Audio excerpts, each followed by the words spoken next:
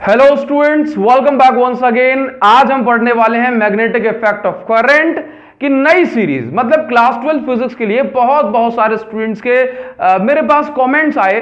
मैं माफी चाहूंगा कि मैं इतने देर तक रिस्पॉन्ड नहीं कर सका, लेकिन अब हमने स्टार्ट कर दी है क्लास 12 फिजिक्स के लिए एक नई सीरीज, जहां पर आपको प्रीवियस ईयर से ज्यादा शानदार लेक्चर्स प्रोवाइड कराऊंगा इस साल। आज जो लेक्चर प्रोवाइड करा रहा हूं या आने वाले टाइम में जो लेक्चर्स प्रोवाइड कराऊंगा, इसके अंदर प्रीवियस 10 से 12 सालों के जो पीवाईक्यूज हैं उनका एक निचोड़ कवर करूंगा। तो जब आप इन वीडियोस को देखने के बाद अपनी बुक उठाएंगे या आप प्रीवियस ईयर के क्वेश्चंस या सेट उठाएंगे तो आपसे क्वेश्चन बनेंगे। बस इतना ही कहना चाहूंगा कि इस वीडियो को ईमानदारी से देखो। जो बात कह रहा हूं ना, एक एक बात पुराने 10-12 सालों के पेपर का रिजल्ट इसके अंदर बता रहा हूं। तो आपको इस वीडियो को ध्यान से देखना है, नोट्स बनाने हैं अपने हाथों से। इसके साथ साथ बस यही कहूंगा कि आप अगर चाहते हैं कि ये वीडियो यूं ही बनती रहे और इन वीडियोस को बनाने में और ज्यादा मजा आता रहे, तो आप इन वीडियोस को जरूर शेयर करें। एक स्टूडेंट अगर 10 स्टूडेंट तक शेयर करेगा तो ये वीडियो कुछ स्टूडेंट तक पहुंच पाएगी, और ये एनर्जी जो मैं इन वीडियोस के अंदर जो डालूंगा वो कुछ और स्टूडेंट तक अगर पहुंचती है तो बहुत ज्यादा अच्छा लगता है। तो आप इन वीडियोस को जरूर शेयर करें, ये रिक्वेस्ट है मेरी। इसके अलावा आप नहीं करना चाहते हो ना, तो प्लेलिस्ट सेक्शन को जरूर विजिट करना, लिंक डिस्क्रिप्शन में दी है। इस प्लेलिस्ट में आपको videos time to time update होती रहेंगी। तो बस let's move on to our class now. तो सबसे पहले हम बात करेंगे मैग्नेटिक इफेक्ट ऑफ करंट में कि भाई कहानी कहां से स्टार्ट होती है।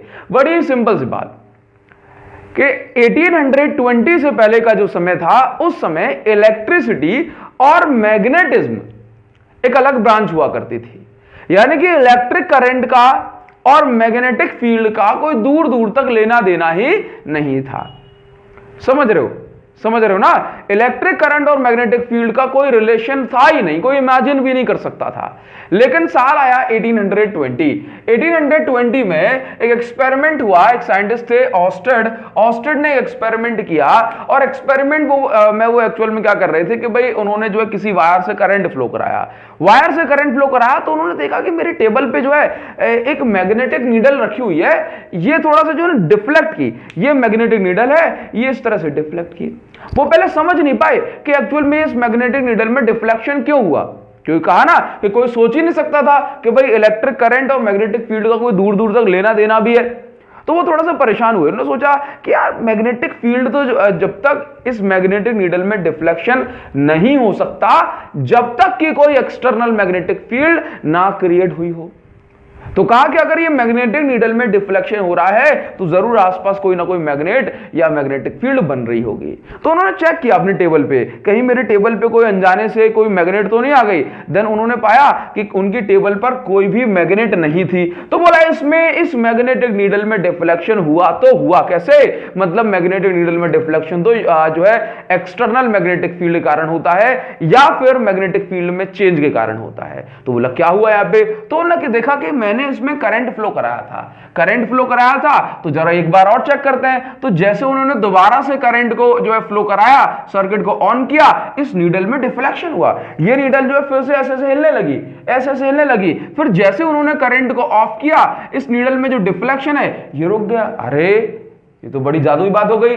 हाँ, इसको ऑफ कर रहे हैं, करंट को ऑफ, डिफ्लेक्शन रुक गई।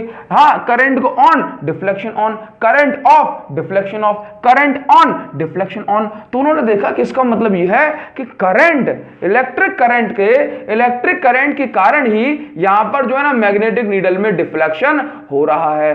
दैट मींस उन्होंने ये चीज वहां से जो है सबके सामने प्रूव की कि भाई देखो, इलेक्ट्रिक करंट से मैग्नेटिक फील्ड बन रही है, तभी तो इसमें डिफ्लेक्शन हो रहा है। तो भाई 1820 में ऑस्टेड ने इस दुनिया के सामने रखा कि भाई इलेक्ट्रिसिटी और magnetism, that means magnetic field जो है आपका, ये अलग अलग नहीं है, ये दोनों एक दूसरे से कनेक्टेड है, इंटरकनेक्टेड है। और तब से लेकर के अब तक हम एक ब्रांच पढ़ते चले आ रहे हैं जिसका नाम है इलेक्ट्रोमैग्नेटिज्म, और इस चैप्टर का नाम है magnetic effect of electric current. यहां पर इलेक्ट्रिक करंट से मैग्नेटिक इफेक्ट क्रिएट हुआ, मैग्नेटिक फील्ड क्रिएट हुई, तो भाई इसको कहा जाता है मैग्नेटिक इफेक्ट ऑफ करंट। ये तो बहुत छोटी शुरुआत है, आगे हम देखिए बहुत सारी चीजें पढ़ते हैं। तो भाई ऑस्टेड ने हमें क्या बता दिया कि ऐसा करंट फ्लो कराने से मैग्नेटिक फील्ड बन रही है। तो उन्होंने थोड़ा सा और जो है दिमाग लगाया कि अगर करंट की डायरेक्शन बदल दी जाए तब क्या होगा। तो उन्होंने जैसे ही करंट की डायरेक्शन बदला तो देखा कि मैग्नेटिक फील्ड, तो देखा कि ये जो नीडल है ये पहले ऐसे जा रही थी, अब ये नीडल ऐसे आ रही है। दैट मीन्स उन्होंने पाया कि करंट की डायरेक्शन को रिवर्स करने से जो है इस नीडल के डिफ्लेक्शन में भी चेंज आ रहा है, इसकी डायरेक्शन भी जो है रिवर्स हो जा रही है। ये तो उन्होंने जो है ना पता कर लिया था। लेकिन ऑस्टेड ने यह पता नहीं लगाया, ऑस्टेड जिस फील्ड में काम कर रहे थे वो उसी फील्ड में कंटिन्यू रहे। हाँ, ऑस्टेड ने यह नहीं बताया कि भाई अगर मैं करंट को फ्लो कराऊं ऐसे तो इस नीडल में डिफ्लेक्शन होगा कैसे, समझ में आया? ये ऑस्टेड ने बताया। तो इसके लिए एक रूल मिला, एम्पियर्स स्विमिंग रूल। एम्पियर एक साइंटिस्ट थे, उन्होंने एक स्विमिंग रूल दिया और ये स्विमिंग रूल हमें बताता है कि अगर करंट ऐसे या ऐसे फ्लो होगा तो फिर नीडल में डिफ्लेक्शन ऐसे या ऐसे होगा। बात समझ में आ रही है? चलिए, तो भाई एम्पियर ने क्या कहा? एम्पियर ने कहा कि भाई इसके लिए बड़ी सिंपल सी टेक्निक उन्होंने निकाली। क्या कि इमेजिन अ मैन। आप एक काम करिए कि भाई आप एक मैन इमेजिन करिए जो कि स्विमिंग कर रहा है।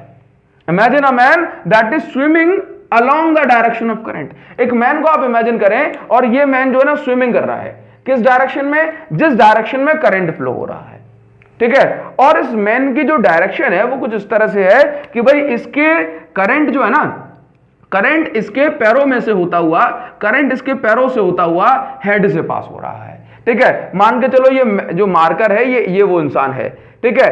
तो वायर ओवर, याद रखना इस रूल में क्या है, wire over the needle. Wire जो है नीडल के ऊपर होगा, तब ऐसी कंडीशन बनेगी कि देखो यहां से करंट फ्लो हो रहा है, ध्यान से देखना, यहां से करंट फ्लो हो रहा है। अब इसके बाद ये इसका हेड है, करंट यहां से आते हुए इस तरह से जा रहा है। तो उसने बताया कि एम्पियर स्विमिंग रूल ये कहता है कि यदि एक मैन स्विमिंग कर रहा है और करंट इसके पैरों से होता हुआ हेड से पास हो, पैरों को आपने जो है ना साउथ मान लिया, इसको आपने नॉर्थ पोल मान लिया इस मैग्नेटिक नीडल का, तो इसका जो हेड है ना, इसका हेड हमेशा जो है ना, जो है इसका हेड हमेशा टिल्ट हो जाएगा इसके लेफ्ट हैंड के साइड। फॉर एग्जांपल मान लो कि भाई मैं वही इंसान हूं जो इस एम्पियर ने स्विमिंग रूल में माना है। तो अगर मैं ऐसे स्विमिंग करके जा रहा हूं और करंट मेरे पैरों से होता हुआ हेड में आ रहा है, तो फिर मेरा जो हेड होगा वो इस साइड को, दैट मींस मेरे लेफ्ट हैंड साइड को टिल्ट हो जाएगा, समझे। तो अगर मैं हेड की कंपैरिजन कर रहा हूं नॉर्थ पोल के साथ, तो उसका मतलब है कि नॉर्थ पोल जो है, नॉर्थ पोल अंदर की side, that means left hand side चला जाएगा, ठीक है। अब मान लो ऐसा होता है कि करंट फ्लो हो रहा है इस डायरेक्शन में और मैग्नेटिक नीडल ऐसे है, तो मैं ऐसा मान लेता हूं कि भाई ये जो है नॉर्थ, ये इसका साउथ। तो चलो मैं ऐसे मान लेता हूं, ठीक है, मान के चलना कि ये आपका नॉर्थ हो गया और ये साउथ हो गया। तो अगर करंट फ्लो होगा तो मैन को मान लो किस डायरेक्शन में, स्विमिंग ऑफ जो है फ्लो ऑफ करंट की डायरेक्शन में, ये मान लिया। तो करंट फ्लो हुआ कहां से, तो इसका मतलब अगर ये ऐसे आ रहा है तो लेफ्ट जो होगा इसका, लेफ्ट इस साइड है और राइट जो है इस साइड है। ऐसा आ रहा है ना, मैं ऐसे जा रहा हूं तो मेरा लेफ्ट इस साइड है और राइट जो है इस साइड है। तो देखना कि भाई इसका जो हेड होगा ये कहां टिल्ट करेगा, हेड हमेशा लेफ्ट साइड। तो भाई तो आपने मान लिया कि इसका जो हेड है वो लेफ्ट साइड टिल्ट करेगा, तो नॉर्थ पोल जो है यहां जा रहा था अब ये बाहर निकल जाएगा। समझ में आई आपको इतनी बात? ये चीज अपनी हो गई, ठीक है। आप इसको ऐसे भी मान सकते हो, चलिए ठीक है, नॉर्थ पोल आपका बाहर निकल जाएगा। समझ में आया ना, क्लियर हो गया? तो आपको कुछ भी नहीं करना, डायरेक्शन ऑफ जो करंट, डायरेक्शन ऑफ डिफ्लेक्शन और नीडल के लिए एम्पियर स्विमिंग रूल लगाइए। जिस डायरेक्शन में हेड टिल्ट करेगा, हेड हमेशा कहां, लेफ्ट हैंड साइड टिल्ट करेगा। तो करंट अगर ऐसे आ रहा है तो नॉर्थ पोल जो है बाहर की साइड जाएगा। कहां जाएगा, बाहर की साइड। क्लियर है? यानी कि हेड की कंपैरिजन आपने नॉर्थ पोल के साथ कर ली। समझ में आई ना इतनी बात? चलिए, तो मेरे हिसाब से आपको क्लियर हो रहा होगा। अब इसके बाद तो हमने ये सारी चीजें पढ़ी, तो उसके बाद कंक्लूजन क्या निकाला गया? कंक्लूजन क्या निकाला गया कि मैग्नेटिक फील्ड कौन बना रहा है? तो पहले तो लोगों ने सोचा कि मैग्नेटिक फील्ड बना रही है, मैग्नेटिक फील्ड बन रही है इलेक्ट्रिक करंट के कारण। तो थोड़ा सा और जो है डीप स्टडी किया गया, तो बोला इलेक्ट्रिक करंट में क्या है? तो कहा गया कि इलेक्ट्रिक करंट में है मूविंग चार्ज। तो इसका मतलब यह है, कंक्लूजन ये बना कि मूविंग चार्ज फॉर्म्स या moving charge creates magnetic field. That means moving charge के कारण मैग्नेटिक फील्ड बनती है, मूविंग चार्ज के कारण मैग्नेटिक फील्ड बनती है। अब मूविंग चार्ज अगर मैग्नेटिक फील्ड में जाएंगे तो उन पर कैसा फोर्स लगेगा, मैग्नेटिक फील्ड मूविंग चार्ज के साथ क्या बिहेवियर करेगी चार्जेस के साथ, ये सारी बातें मैं यहां पर लिख दे रहा हूं और हम इनको फिर एक्सप्लेन करेंगे। क्लियर है? तो मैं उम्मीद करूंगा आप इसका स्क्रीनशॉट लें और जो है आगे बढ़ते हैं अपन। अभी जो पॉइंट्स आपको बता रहा हूं ना कंक्लूजन वाले, एक एक पॉइंट इतना इंपॉर्टेंट है ना कि एक एक नंबर का क्वेश्चन बनेगा। हर एक पॉइंट इतना इंपॉर्टेंट होगा कि एक एक नंबर का क्वेश्चन बनेगा और उससे आप बड़े बड़े क्वेश्चन भी सॉल्व करेंगे। याद रखिए कि अभी तक हमने जो कंक्लूजन निकाला उसमें हमने पढ़ा कि moving charges form magnetic field, यानी कि मूविंग चार्ज, क्योंकि इलेक्ट्रिक करंट मैग्नेटिक फील्ड बना रहा है तो इलेक्ट्रिक करंट के अंदर होते हैं मूविंग चार्जेस, तो फिर क्या हो रहा है कि moving charges form magnetic field. ठीक है, इसके बाद भाई नेचर में ना हमेशा कर्मा रिटर्न्स बैक, आपको जो है जैसा आपने किया है उसका फल आपको मिलेगा और जैसा किया है वैसे ही मिलेगा, बस ढूंढने की बात होती है। एक और चीज, नेचर लव्स सिमेट्री, नेचर को सिमेट्री पसंद है। नेचर चाहे हिस्ट्री खुद को रिपीट करे या ना करे, लेकिन नेचर अपने फेनोमेना को रिपीट करेगी। इस चीज को मैं आपको पूरे साल भर प्रूव करता रहूंगा। देखिए बड़ी सिंपल सी बात है, जैसे कि मैग्नेटिक फोर्स, बात सुनिए, मैग्नेटिक फील्ड कौन बना रहा है? मैग्नेटिक फील्ड सिर्फ मूविंग चार्जेस बनाते हैं। याद रखना, मूविंग चार्जेस मैग्नेटिक फील्ड बनाते हैं, तो मैग्नेटिक फील्ड भी सिर्फ फोर्स जो है, सिर्फ फोर्स मूविंग चार्जेस पर ही लगाती है। कितनी सुंदर बात है। अभी तो ये एक सिमेट्री हुई, अब आपको बहुत सारी चीजें बताऊंगा कि भाई नेचर देखो जो है अच्छा एकदम जो है वही बिहेवियर रिपीट करती है। मैग्नेटिक फील्ड कौन बनाता है? Moving charges. तो फिर मैग्नेटिक फील्ड भी दूसरे चार्जेस पर फोर्स नहीं लगाती, सिर्फ मूविंग चार्जेस पर फोर्स लगाती है। भाई स्टैटिक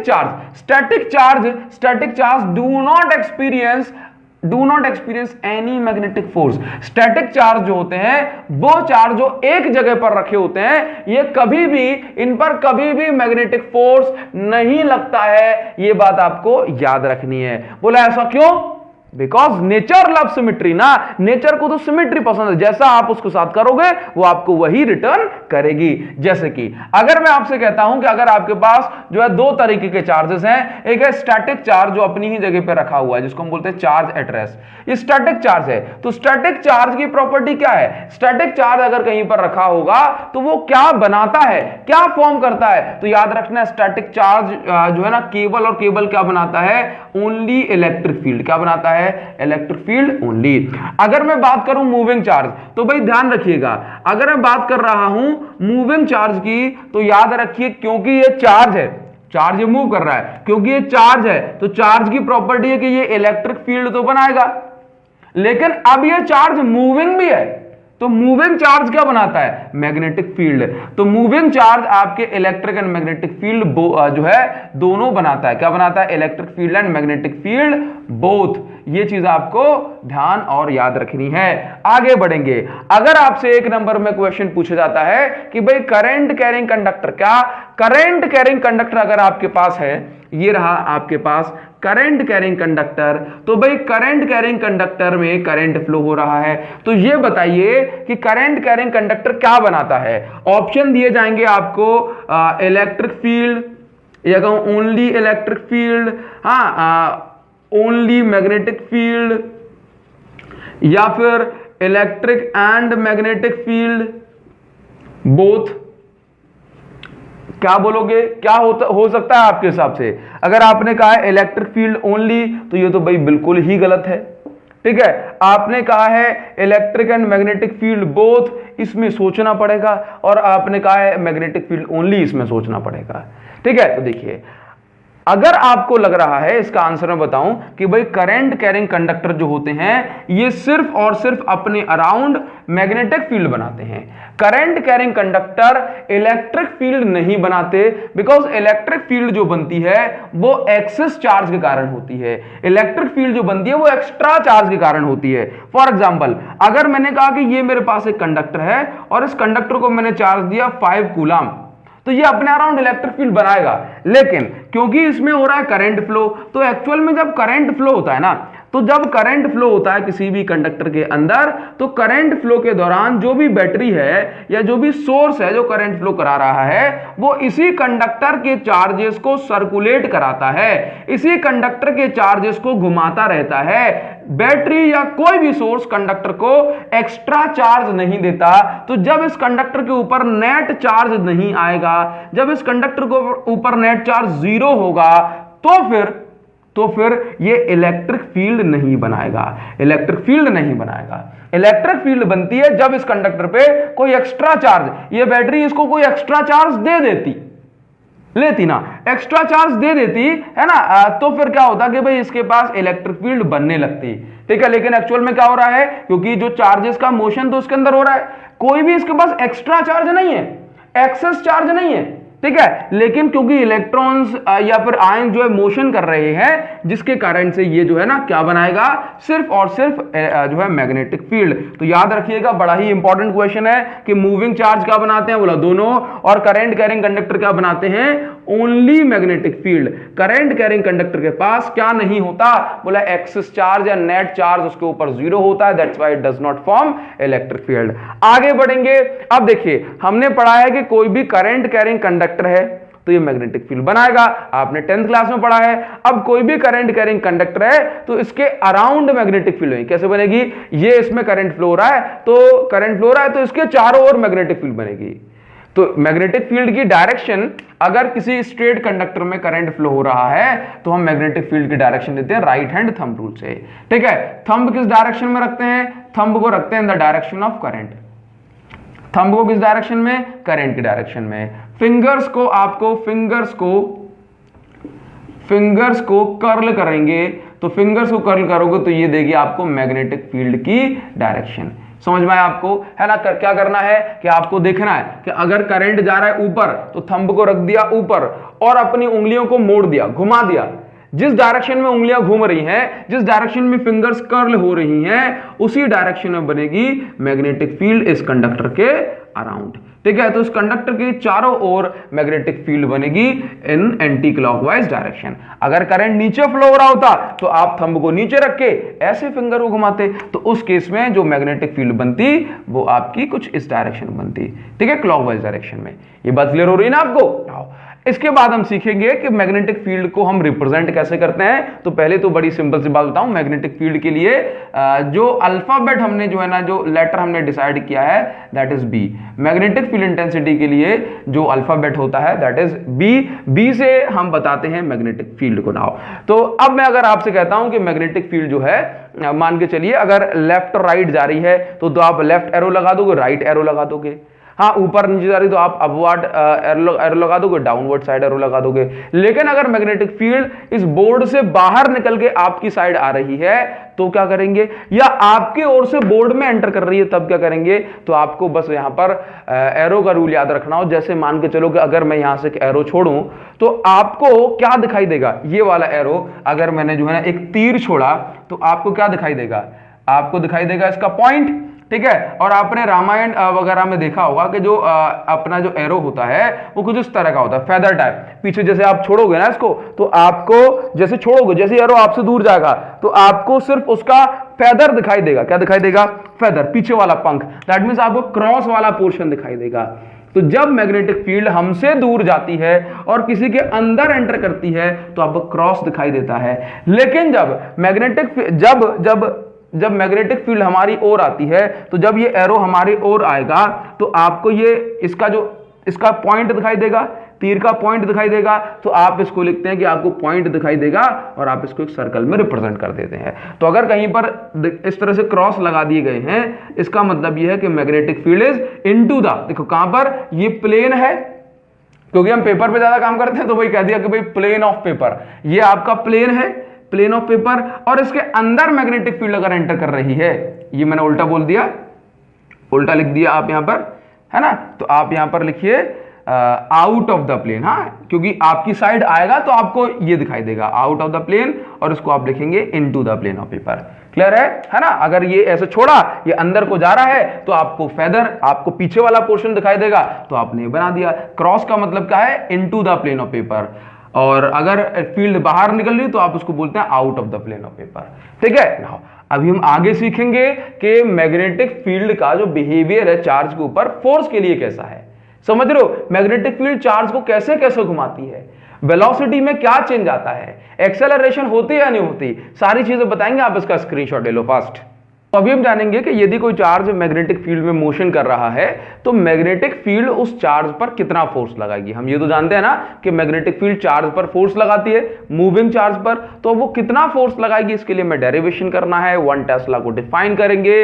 इसके साथ साथ बहुत कुछ सीखने वाले हैं। जो कुछ भी कह रहा हूं ना आप एक एक शब्द को बस नोट करते जाएं, है ना। देखिए यहां पर पहली चीज हम जानते हैं magnetic force, magnetic field moving charge पर फोर्स लगाएगी जिसको हम कहेंगे मैग्नेटिक फोर्स। नाउ तो अभी देखिए मैग्नेटिक फोर्स, लेट्स से हमारे पास ये चार्ज है, आप लिखेंगे consider a charge moving with magnetic field V in intensity of magnetic field B। तो मान के चलिए ये हमारे पास एक चार्ज Q है, ये V वेलोसिटी के साथ आगे बढ़ रहा है इन सम मैग्नेटिक फील्ड B। ठीक है, तो अब ये मैग्नेटिक फील्ड इस चार्ज पर फोर्स लगाएगी और इस चार्ज में क्या क्या कंडीशन बनने वाली है फोर्स की ये भी हम डिस्कस करेंगे। तो देखिए, तो हमने जो फोर्स है उसको बोला F। तो भाई जो फोर्स है magnetic force is directly proportional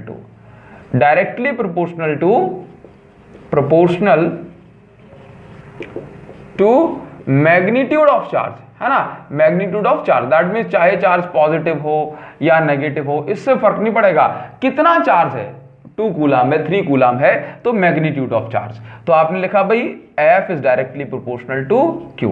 इसी तरह से सेकंड जो फैक्टर इस फोर्स के लिए डिपेंड करने वाला है वो यह है कि भाई magnitude of force, that means force is directly proportional to velocity of charge. भाई चार्ज कितनी वेलोसिटी के साथ मूव कर रहा है मैग्नेटिक फील्ड में, फोर्स इस पर भी डिपेंड करेगा। तो force is directly proportional to velocity. तीसरा जो फैक्टर है यहां पर वो ये है कि भाई force is directly proportional to intensity of magnetic field, है ना, कि फोर्स कितना लगेगा ये इस चीज पर भी डिपेंड करेगा कि मैग्नेटिक फील्ड जो है कितनी स्ट्रांग है। तो इंटेंसिटी ऑफ मैग्नेटिक फील्ड, ये बात समझ में आ रही है। नाउ अब अगर फोर्स किसी एंगल पर, दैट मींस मैं ऐसा कहूं कि चार्ज किसी एंगल पर जो है एंटर कर रहा है, तो फिर फोर्स कितना लगेगा इस चीज पर ध्यान देना है आपको। तो force is directly proportional to magnetic field. Now तो फोर्थ फैक्टर जो है यहां पर वो एंगल को लेकर के है। तो फोर्स इज डायरेक्टली प्रोपोर्शनल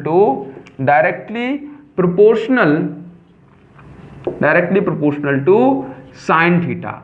अब ये साइन थीटा ही क्यों, कॉस थीटा या टेन थीटा क्यों नहीं, इसका रीजन भी मैं आपको अभी दूंगा, बस 2 मिनट का आप वेट करें। लेकिन पहले समझे कि force is directly proportional to sine theta. समझ आया। अब अगर मैं इन चारों फैक्टर्स को जो है ऐड कर दूं या फिर कहूं फ्रॉम एबव फैक्टर्स, है ना, फ्रॉम एबव फैक्टर्स, इन चारों फैक्टर से मैं एक चीज लिख सकता हूं कि जो फोर्स है ये डायरेक्टली प्रोपोर्शनल है Q के, B के और साइन थीटा के। तो भाई QVB साइन थीटा। ये बात समझ आ रही है, ध्यान से देखना। अभी मैं क्या कर रहा हूं कि भाई ये जो फोर्स है यहां पर, ये जो Q डायरेक्टली प्रोपोर्शनल साइन है, तो मैंने क्या किया यहां पर, भाई फोर्स इज इक्वल टू, ध्यान से देखिए, KQVB साइन थीटा।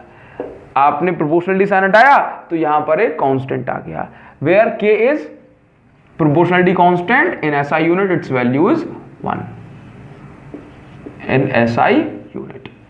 ठीक है ना। अभी देखना, ध्यान से देखना। तो फोर्स जो बचा मेरे पास वो क्या आ गया, F is equal to QVB sine theta. अब सवाल ये उठता है कि भाई साइन थीटा ही क्यों, कॉस थीटा या टेन थीटा क्यों नहीं एंगल में। तो देखिए, अगर मैं इसी टर्म को लिखना चाहता हूं, किस जगह पर मैं इसी टर्म को लिखना चाहता हूं, यदि वेक्टर फॉर्म में, तो मैं कैसे लिखूंगा। लेकिन उससे पहले मुझे समझना होगा यहां पर थीटा क्या है। तो मैं यहां पर लिखूंगा where theta is the angle between, theta किस किस के बीच का एंगल है कि भाई मैग्नेटिक फील्ड का और जो है चार्ज कैसे जा रहा है इस मैग्नेटिक फील्ड में। तो theta is the angle between velocity vector and magnetic field vector. समझ में आया। देखो मैग्नेटिक फील्ड ऐसे है, ठीक है, और जो है या फिर मैं कहूं मैग्नेटिक फील्ड ऐसे है, वेलोसिटी ऐसे है, तो मतलब ये जो थीटा है it is the angle between velocity of charge and magnetic field. तो अगर मैं इसको लिखना चाहता हूं वेक्टर फॉर्म में, मुझे नहीं पता कि भाई थीटा बेटा कितना है, तो मैं इसको सिर्फ वेक्टर फॉर्म में लिखना चाहता हूं, तो भाई क्यू, ठीक है। अब देखो वेलोसिटी, वेलोसिटी कैसी क्वांटिटी है, आपने कहा सर वेक्टर है, ठीक है, ये बताओ। मैग्नेटिक फील्ड कैसी क्वांटिटी है, आपने कहा वेक्टर है, डायरेक्शन है मैग्नेटिक फील्ड की। देखिए अब मैंने कहा magnetic field vector quantity, velocity vector quantity, और मैं इन दोनों का इनटू कर रहा हूं, तो दो वेक्टर का इनटू होने पर, दो वेक्टर का इनटू होने पर अगर तीसरी क्वांटिटी फोर्स ये भी वेक्टर आ रही है, दो वेक्टर का मल्टीप्लिकेशन होने पर तीसरी क्वांटिटी भी वेक्टर आती है, तो ये मल्टीप्लिकेशन क्रॉस मल्टीप्लिकेशन, यानी कि इसको हम वेक्टर प्रोडक्ट भी कहते हैं। याद रखिए वेलोसिटी वेक्टर है, मैग्नेटिक फील्ड वेक्टर है, इन दोनों के मल्टीप्लिकेशन से जो रिजल्ट आ रहा है वो भी अगर वेक्टर है, तो फिर ये जो बीच में इनका मल्टीप्लिकेशन का टाइप लगेगा ऑपरेटर, ये कैसा होगा, क्रॉस। तो फिर याद रखिएगा, और हमने क्लास 11th में पढ़ा हुआ है कि ए क्रॉस बी क्या होता है, नहीं पढ़ा तो याद रख लो, हमेशा ए क्रॉस बी होता है ए बी साइन थीटा, क्या होता है, A B sine theta. A dot B क्या होता है, हमेशा याद रखिए ए बी कॉस थीटा, बस ये बात है। तो अगर मैं साइन थीटा नहीं ले रहा हूं, ठीक है, मैं सिर्फ इतना लिख रहा हूं F vector is equal to Q B vector cross B vector, तो अगर मैं इसको ओपन करूंगा तो फिर साइन थीटा आएगा। अगर ये ऐसा होता कि ये दोनों वेक्टर और इन दोनों वेक्टर के मल्टीप्लाई करने से यहां पर स्केलर आ जाता, क्या था, स्केलर आ जाता, तो इन दोनों के बीच में डॉट लगाता, और अगर डॉट लगाता तो ओपन करने पे Q V B cos theta आता। लेकिन ये कैसे हैं, ये दोनों वेक्टर का इनटू करने से वेक्टर आए तो बीच में क्रॉस आता, और क्रॉस को ओपन करने पे हमेशा साइन थीटा आता है। तो आई होप ये आपको क्लियर हो रहा होगा। तो ये इसका वेक्टर फॉर्म हुआ। अब यहां पर फोर्स की नेसेसरी कंडीशन देखिए, तो अगर मैं आपसे कहता हूं कि अगर कोई चार्ज मैग्नेटिक फील्ड में एंटर कर रहा है with some velocity v, magnitude of charge q in the intensity of magnetic field b, तो उस पर कितना फोर्स लगेगा, that will be qvb sin theta।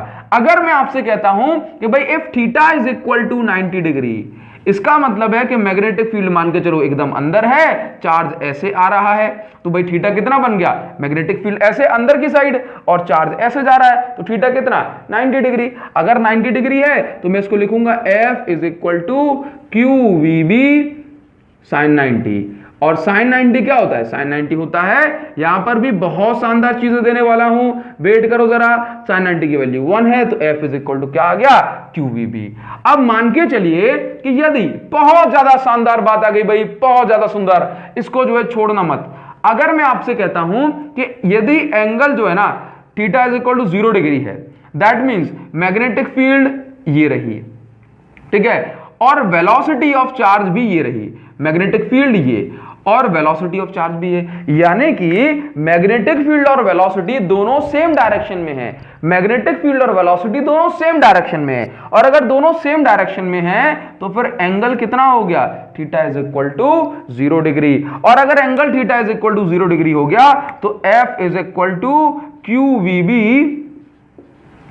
Sign 0 आ जाएगा, ठीक है। तो force on this charge will be 0।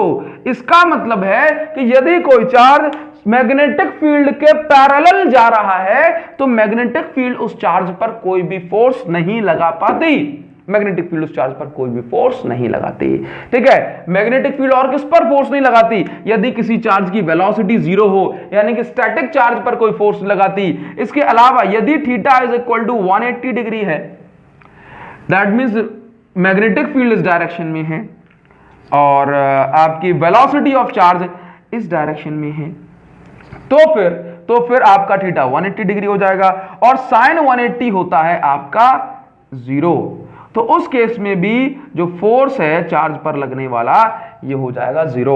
That means कि भाई मैग्नेटिक फील्ड पैरेलल और एंटी पैरेलल चार्ज पर कोई फोर्स नहीं लगाएगी। मैग्नेटिक फील्ड में आप सीधे सीधे या एग्जैक्ट उल्टे उल्टे जा रहे हो तो मैग्नेटिक फील्ड फोर्स नहीं लगा सकती, तो फिर मैग्नेटिक फील्ड कब फोर्स लगाएगी? मैग्नेटिक फील्ड फोर्स लगाती है कि यदि आप जो है मैग्नेटिक फील्ड अंदर है, आप परपेंडिकुलर जा रहे हो तब भी फोर्स लगेगा, दैट मींस 90 डिग्री पर भी फोर्स लगेगा, और आप किसी एंगल पर इंक्लाइंड होकर के जा रहे हो तब भी फोर्स लगेगा। ये बात समझ में आई? आप इसका स्क्रीनशॉट लो, लेकिन उससे पहले यहां पर 1 टेस्ला को डिफाइन करना होता है। आपको डिफाइन करना होता है कि भाई 1 टेस्ला को आप किस तरह से डिफाइन करोगे। बहुत ज्यादा चीजें अच्छी हो जानने वाले हम, इसका स्क्रीनशॉट लो। और सबसे पहले हम जानेंगे कि भाई 1 टेस्ला जो मैग्नेटिक फील्ड है ये कितनी होती है। पहले तो मैं आपको बताऊं कि भाई मैग्नेटिक फील्ड जो है इसकी SI यूनिट जो होती है, SI यूनिट ऑफ, और चीजें बताता हूं, SI unit of magnetic field की जो SI यूनिट है यह है टेस्ला। अब ये 1 टेस्ला कितना बड़ा होता है इसको हम जानते हैं, लेकिन इससे पहले क्या मुझे ये नहीं जानना चाहिए कि अगर मैंने कहा कि फोर्स एक वेक्टर क्वांटिटी है, ठीक है, तो फोर्स का मैग्नीट्यूड वाला फॉर्म तो ये हो गया, वेक्टर वाला फॉर्म ये हो गया, तो फोर्स की मुझे डायरेक्शन भी तो बतानी पड़ेगी। हाँ, तो मैंने कहा अगर कि भाई डायरेक्शन ऑफ फोर्स कैसे बता सकता हूं, तो आप यहां पे लिखेंगे डायरेक्शन ऑफ मैग्नेटिक फोर्स, है ना, मैं इसको FB लिख देता हूं, ठीक है। Direction of magnetic force can be determined direction of magnetic force can be determined using right hand rule. याद रखिएगा भाई, राइट हैंड रूल से हम निकाल सकते हैं। अब राइट हैंड रूल क्या कहता है जरा इसको जान लेते हैं। हाँ, राइट हैंड रूल क्या कहता है, तो राइट हैंड रूल में आपको सिर्फ 2 बातें याद रखनी है कि एक तो आपका जो थंब होगा, थंब बताएगा फोर्स की डायरेक्शन। क्या बताएगा? फोर्स की डायरेक्शन। हम क्या सीख रहे हैं कि भाई फोर्स के पास डायरेक्शन होती है, तो आप बताओ कि मैग्नेटिक फोर्स जो लग रहा है उसकी डायरेक्शन क्या होगी, तो थंब क्या बताएगा? फोर्स की डायरेक्शन। हमारी पाम यानी कि हथेली किस वेक्टर की डायरेक्शन में रखनी है? आपको रखनी है फर्स्ट वाले वेक्टर की डायरेक्शन। फर्स्ट वेक्टर कौन होगा? जो पहले क्रॉस के पहले जो लगा है वो फर्स्ट वेक्टर होगा। चलिए, इसके बाद फिंगर्स को कर्ल करना है किस डायरेक्शन में? आपको फिंगर्स को कर्ल करना है in the direction of second vector की डायरेक्शन में, कुछ भी नहीं करना।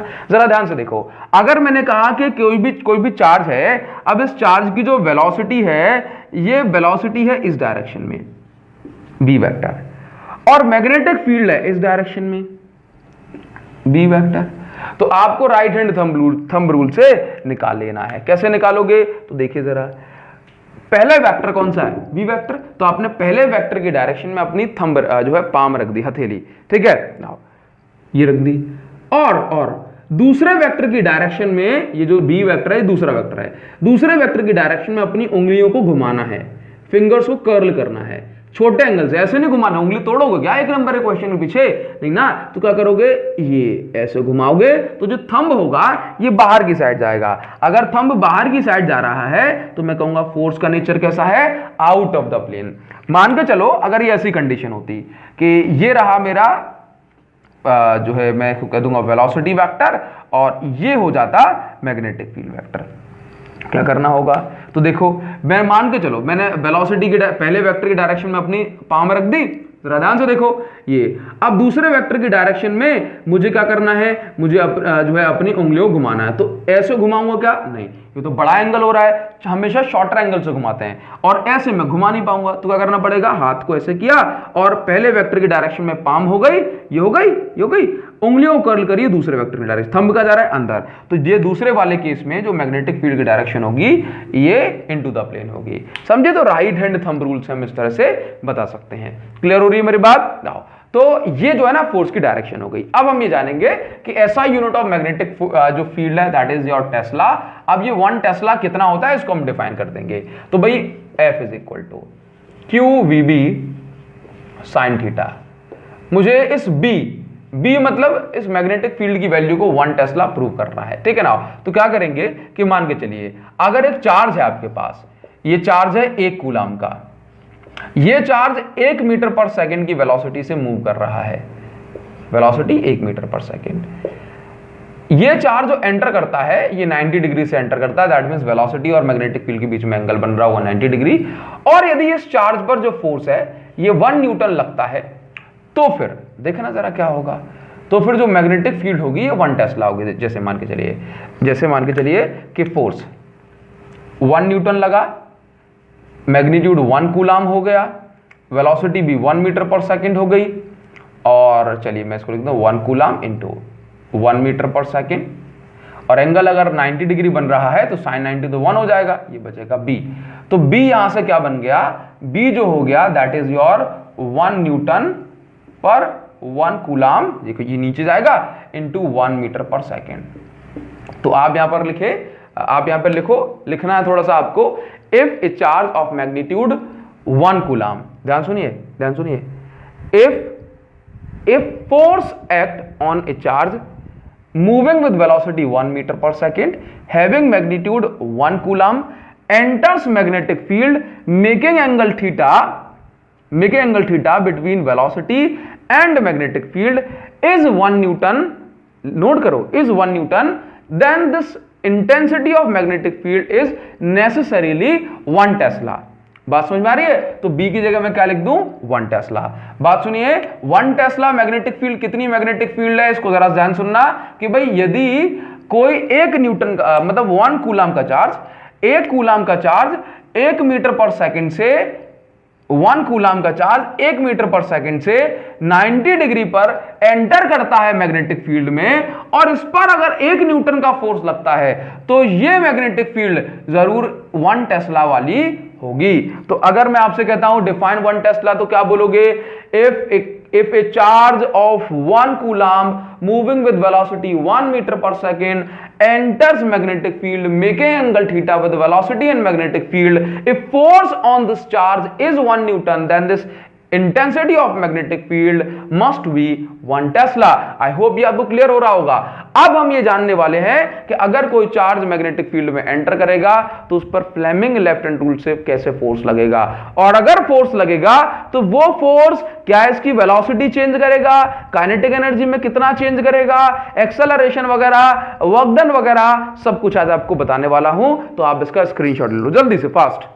तो अभी हम सीखेंगे फ्लेमिंग लेफ्ट हैंड रूल को। Basically Fleming left hand rule हमें यह बताता है कि यदि कोई चार्ज किसी वेलोसिटी v के साथ आगे बढ़ रहा है और ये परपेंडिकुलर मैग्नेटिक फील्ड में एंटर कर रहा है, तो ये मैग्नेटिक फील्ड इस चार्ज पर किस डायरेक्शन में फोर्स लगाएगी।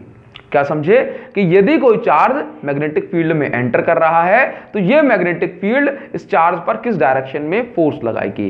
बट ध्यान रहे कि जो फ्लेमिंग लेफ्ट हैंड रूल है ये सिर्फ उस केस में एप्लीकेबल है जब वेलोसिटी ऑफ चार्ज और मैग्नेटिक फील्ड जिसमें चार्ज एंटर कर रहा है एक दूसरे के परपेंडिकुलर हो, जिसको हम कहेंगे velocity and magnetic field should be mutually perpendicular to apply Fleming left hand rule. क्या समझ रहे हो ना। अभी देखो, तो फ्लेमिंग लेफ्ट हैंड रूल हमें क्या बताएगा, direction of force when charge enters magnetic field और when charge enters perpendicular magnetic field. ठीक है नाउ, तो आपको क्या करना होगा कि भाई फ्लेमिंग लेफ्ट हैंड रूल के लिए आपको अपने तीनों मतलब थंब को 4 फिंगर यानी पहली वाली फिंगर थंब, 4 फिंगर और मिडिल फिंगर को स्ट्रेच करना है। ठीक है, इसके बाद क्या है, आपको अपने थंब पे लिख लेना है F, फेसबुक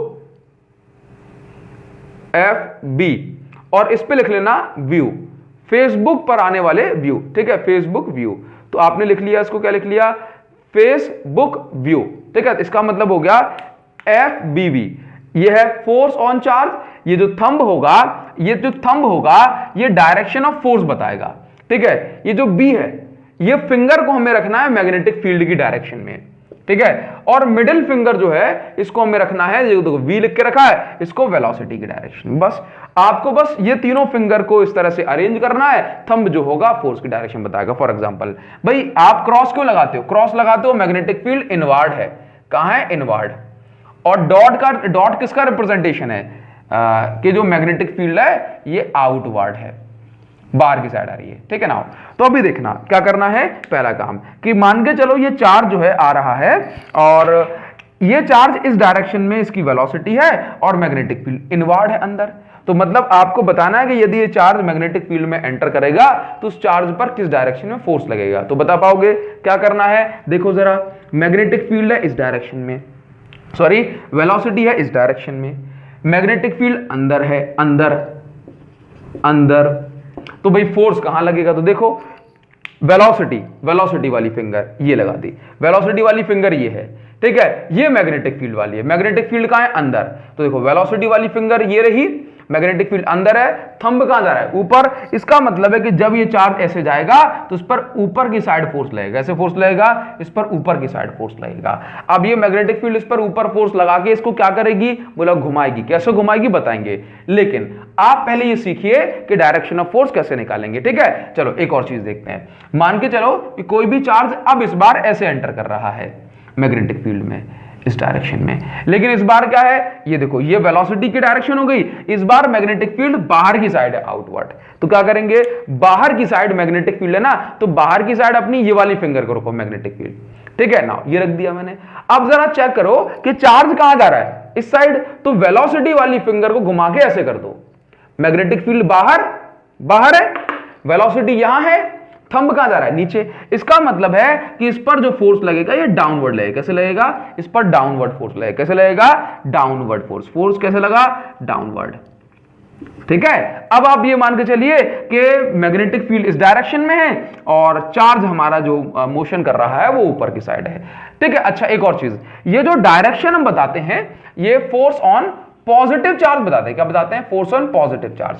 तो अगर इलेक्ट्रॉन आ रहा होगा तो इलेक्ट्रॉन पर पॉजिटिव चार्ज के ऑपोजिट डायरेक्शन में फोर्स लगेगा, बिकॉज इलेक्ट्रॉन पर ऑपोजिट चार्ज होता है तो ऑपोजिट डायरेक्शन में फोर्स लगेगा। समझ में आया ना। तो जो डायरेक्शन ऑफ फोर्स हम निकालते हैं पॉजिटिव चार्ज के लिए, उसकी उल्टी डायरेक्शन में होता है नेगेटिव चार्ज के लिए, ठीक है ना। अभी देखना, मान के चलो कि यहां से एक इलेक्ट्रॉन जा रहा है, इलेक्ट्रॉन ऊपर जा रहा है, बताओ ये कहां पर जाकर के इस पे फोर्स लगेगा।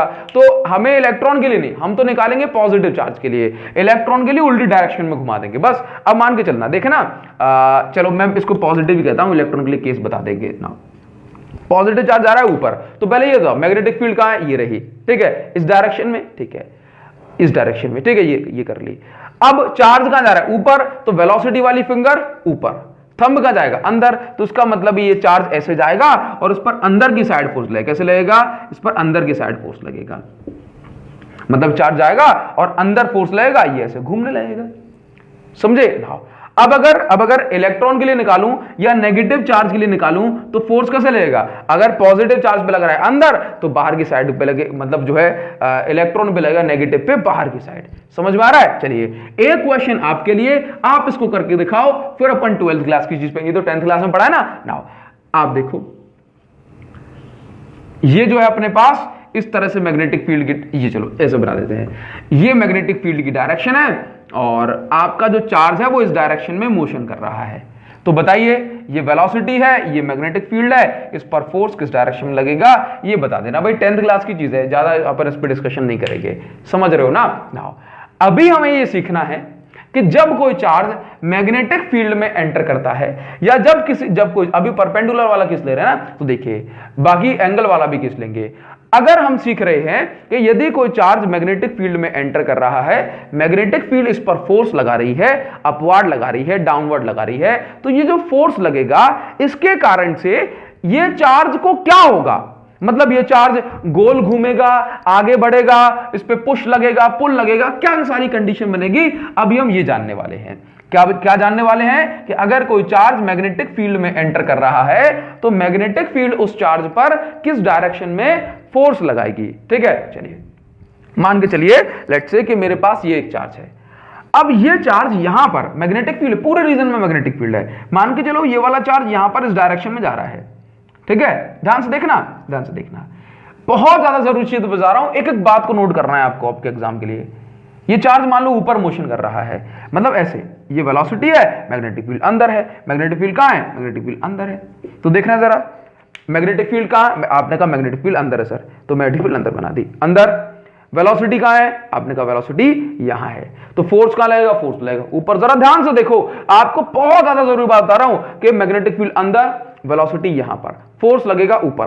तो मैं क्या करूं भाई, मैं इसको फोर्स लगेगा ना ऊपर, तो मैं कह रहा हूं कि भाई ये चार्ज अगर यहां वेलोसिटी जो है कर रहा है तो इस पर फोर्स लगेगा ऊपर फोर्स लगा तो भाई ऐसा घुमा।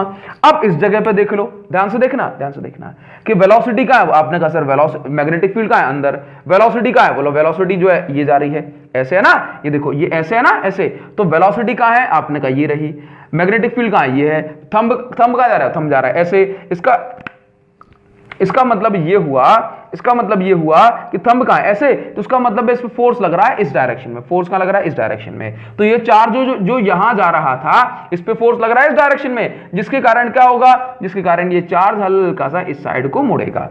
ठीक है, अभी क्या हुआ, अब देखो चार्ज जा रहा है ऊपर, मैग्नेटिक फील्ड अंदर, चार्ज जा रहा है ऊपर, वेलोसिटी ऊपर, तो फोर्स लग रहा है यहां पे, तो फोर्स लगा यहां पर, जिसके कारण से ये चार्ज जो है ऐसे घूम गया। अब क्या हो रहा है, जरा ध्यान से देखो, चार्ज जा रहा है इस साइड, जा रहा है मैग्नेटिक फील्ड अंदर, तो फोर्स लग रहा है नीचे, इसका मतलब ये चार्ज आगे बढ़ता, लेकिन इस पर नीचे की साइड फोर्स लगाया मैग्नेटिक फील्ड ने, तो ये चार्ज जो है अब इस साइड को घूम गया। ठीक है, अब क्या हुआ कि ये चार्ज देखो कहां जा रहा है, वेलोसिटी कहां है, यहां पे, मैग्नेटिक फील्ड अंदर, तो थंब कहां जा रहा है, इस साइड को, इसका मतलब है कि इस पर फोर्स लगा यहां पर, तो फिर ये चार्ज जो है घूमते हुए इसने अपना पूरा ऐसा पैटर्न बना लिया। बात समझ में आ रही है, कहां पर, यहां पर सेंटर की ओर। तो आप यहां पर ध्यान से देखिए, तो आपको देखने में नजर आएगा कि भाई जो फोर्स है, ये जो फोर्स है ये कहां लग रहा है, सेंटर की ओर लग रहा है, जिसके कारण से क्या हो रहा है, इसने सर्कुलर मोशन कर लिया। दैट मींस कौन से वाले फोर्स ने इसको सर्कुलर मोशन कराया, पहली चीज बताओ, तो किस फोर्स ने इसको सर्कुलर मोशन कराया, तो मैग्नेटिक फोर्स ने इस चार्ज को सर्कुलर मोशन कराया। और ये जो मैग्नेटिक फोर्स है ये कहां लग रहा है, ये मैग्नेटिक फोर्स सेंटर की ओर लग रहा है, दैट मींस ये जो मैग्नेटिक फोर्स है ये इसको सेंट्रीपिटल फोर्स प्रोवाइड करा रहा है। क्या प्रोवाइड करा रहा है, सेंट्रीपिटल फोर्स। ठीक है, तो magnetic force is providing centripetal force, that means FB is equal to क्या प्रोवाइड कर रहा है, सेंट्रीपिटल फोर्स, जो कि क्या होता है mv²/r। ध्यान से देखना, ये जो मैग्नेटिक फोर्स है ये क्या है, ये है आपका QVB is equal to mv²/r। यहां से ये कैंसिल होगा, तो आप यहां पे देखेंगे R इज इक्वल टू क्या बचा, mv/QB। इसका मतलब ये है कि ये जो चार्ज घूम रहा है इसकी जो रेडियस होगी ये क्या होगी, mv/QB। ये भाई इंपॉर्टेंट पॉइंट आपने निकाल दिया, टाइम पीरियड, फ्रीक्वेंसी सब कुछ निकाल रहे हैं, इसके बाद जो है एंगुलर मोशन पे पहुंचेंगे। लेकिन पहले आप ये समझिए कि ये चार्ज जो हर एक पॉइंट पर जा रहा है, तो आप कहीं भी देखेंगे मैग्नेटिक फील्ड अंदर, मोशन या फोर्स लग रहा है ऊपर, मैग्नेटिक फील्ड जो है अंदर, वेलोसिटी यहां पर ऊपर, तो फोर्स लग रहा है यहां पे, that means this force is providing centripetal force. अच्छा, अगर मैं आपसे कहता हूं कि भाई ये वाला फोर्स जो है ना सेंट्रीपिटल फोर्स प्रोवाइड करा रहा है, magnetic force is providing centripetal force, magnetic force होता है QVB, बिकॉज यहां पर थीटा जो है 90 डिग्री चल रहा है। ठीक है, mv²/r, तो r की वैल्यू आ गई mv/QB, that means this is the radius that will be described by a positive charge, और that will be described by a charge. ठीक है ना, अभी इसके बाद देखना कि अगर मैं आपसे यहां से कह रहा हूं कि फोर्स कहां लग रहा है, देखो जरा, बहुत इंपॉर्टेंट डिस्कशन, बहुत इंपॉर्टेंट डिस्कशन। अगर मैं आपसे कह रहा हूं कि चार्ज मेरा घूम रहा है यहां पर, तो चार्ज की वेलोसिटी जब यहां पर है, ठीक है, चार्ज जब इस डायरेक्शन में डिस्प्लेस कर रहा है, चार्ज की वेलोसिटी यहां पर है, इसका मतलब चार्ज इस डायरेक्शन में डिस्प्लेस कर रहा है, भले ही डिस्प्लेसमेंट बहुत छोटी सी है, और फोर्स कहां लग रहा है, फोर्स लग रहा है ऊपर की side. That means force and displacement में थीटा कितना हुआ, theta between force F vector and displacement vector is equal to 90 degree. और अगर थीटा 90 डिग्री हो गया तो फिर आप ये बताइए कि work done by magnetic force is 0। तो फिर इस मैग्नेटिक फोर्स ने वर्क कितना किया इस चार्ज पे? 0 वर्क डन किया। दैट मींस जिस वेलोसिटी के साथ ये आ रहा था उसी वेलोसिटी के साथ आया। बोला सर कैसे पता पड़ा? तो भाई वर्क डन का फॉर्मूला क्या होता है? वर्क डन का फॉर्मूला होता है एफ एस कॉस थीटा। क्या होता है? F S cos theta. भाई इसको अपन अभी देखते हैं। अभी वर्क डन का फॉर्मूला होता है एफ एस कॉस थीटा। आगे हम बढ़ेंगे, ये इंपॉर्टेंट एक नंबर में सीबीएसई ने तमाम बार पूछा है एफ एस कॉस थीटा। अब थीटा आपने रखा अगर 90 डिग्री, बिकॉज यहां पे देख रहे हो ना वेलोसिटी यहां है, जो है एफ यहां है, दैट मींस अगर वेलोसिटी यहां है तो उस सर्टेन टाइम के लिए डिस्प्लेसमेंट भी तो वही होगी, W is equal to F S cos 90। तो W is equal to F S cos 90 की वैल्यू कितनी है? 0। तो आपका जो वर्क डन हो गया ये भी हो गया 0। दैट मींस बहुत इंपॉर्टेंट कंक्लूजन में पहुंचे अपन कि वर्क डन जो है ना ये मैग्नेटिक फोर्स के द्वारा कितना होता है? मैग्नेटिक फील्ड के द्वारा 0। तो अगर वर्क डन 0 हुआ then by work energy theorem, एक नंबर में क्वेश्चन पूछा गया है वर्क एनर्जी थ्योरम, अगर इसने वर्क ही नहीं किया, इस चार्ज को जो है ना वर्क ही नहीं हुआ, तो फिर आप क्या बोलोगे? क्या इसकी काइनेटिक एनर्जी में चेंज हुआ होगा? नहीं। तो by work energy theorem W is equal to del K, तो अगर आप ऐसे देखेंगे वर्क 0 हो गया तो चेंज इन काइनेटिक एनर्जी 0। मैंने कहा चेंज 0 है, काइनेटिक एनर्जी 0 नहीं है, काइनेटिक एनर्जी में बदलाव 0 है। दैट मींस जिस काइनेटिक एनर्जी के साथ चार्ज आ रहा था उसी काइनेटिक एनर्जी के साथ चार्ज घूमता रहेगा। तो आपको एक पॉइंट इंपॉर्टेंट बहुत ज्यादा ध्यान रखना है कि मैग्नेटिक फील्ड नोट वर्दी पॉइंट है भाई ये, magnetic field does not change the velocity of charge. Magnetic field charge की वेलोसिटी को चेंज नहीं करता है। यह इंपॉर्टेंट कंक्लूजन हमारा निकल के आया। अब यहीं से हम आगे बढ़ेंगे कि चार्ज का मोशन क्या होने वाला है मैग्नेटिक फील्ड में। समझ रहे हो? चार्ज का मोशन मैग्नेटिक फील्ड में क्या होने वाला है। तो आपको यहां पर छोटी सी बात ध्यान देनी होगी, और वो छोटी सी बात यह है कि हमें समझना है कि चार्ज का मोशन क्या होगा। लेकिन अगर आप चाह रहे हो रहा थोड़ा सा इन वीडियोस को आगे तक बढ़ाइए, इन वीडियोस को आगे तक बढ़ाओगे तो ये जो टाइम है 1-2 घंटे का आपकी वीडियो के लिए दे पा रहे हैं हम, ये थोड़ा सा वर्दी होगा और मजा भी आएगा। यही कहूंगा कि ये वीडियोस आगे बढ़नी चाहिए। बहुत एनर्जी और बहुत ज़्यादा एक्साइटमेंट के साथ इन वीडियोस को रिकॉर्ड किया जा रहा है। तो ये वीडियोस आगे बढ़ेंगी तो बहुत मज़ा आएगा। ज़रूर शेयर करें इन वीडियोस को अपने दोस्तों के साथ, और आप इसको इग्नोर कर जाओगे अभी के लिए, लेकिन आगे बढ़ेंगी वीडियोस तो और लेक्चर्स बनाने में मज़ा आएगा भाई, देखिए, है ना। चलिए, तो अभी आप ये वाला पॉइंट समझ गए ना कि एक तो मैग्नेटिक फोर्स और वेलोसिटी जो है 90 डिग्री पर होंगी, वर्क डन हो जाएगा 0, वर्क डन 0 तो काइनेटिक एनर्जी हो गई आपकी 0। ठीक है, नाउ आगे बढ़ेंगे और अभी आप हेडिंग बनाइए motion of charge in magnetic field. क्या हेडिंग बनाओगे? Motion of charge in magnetic field. इसके बाद करेंगे इसके बोर्ड में आए हुए बढ़िया से न्यूमेरिकल, है ना, जो कि आपके जेई नीट के लिए भी फाउंडेशन हो गए एकदम। तो आप इसको बढ़िया से समझे ना। तो अगर मैं आपसे कह रहा हूं, हेडिंग बनाइए आप motion of charge in magnetic field. ठीक है, तो अभी आपको इतनी बात क्लियर हुई कि मान के चलो कि अगर हमारे पास कोई भी मैग्नेटिक फील्ड है, ठीक है, अब ये कौन सा केस है? When V and B are perpendicular to each other, perpendicular, हाँ, B are perpendicular to each other.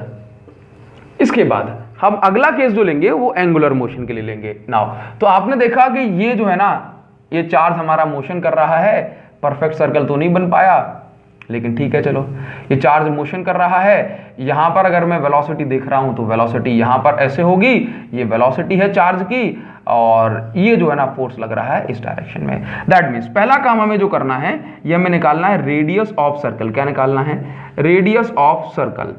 ठीक है, डिस्क्राइब्ड बाय चार्ज। तो आप जानते हो कि जो मैग्नेटिक फोर्स है, इस मैग्नेटिक फोर्स ने जो है इसको सेंट्रीपिटल फोर्स प्रोवाइड कराया। ठीक है, इस सर्कल की जो रेडियस है दैट इज आर। तो मैग्नेटिक फोर्स कितना था, आपने कहा भाई Q V B M B square upon R. तो यहां से जो बी है, ये वाला बी है, ये कैंसिल हुआ, तो यहां से आप आर की वैल्यू निकालेंगे तो ये हो जाएगा M B upon Q B.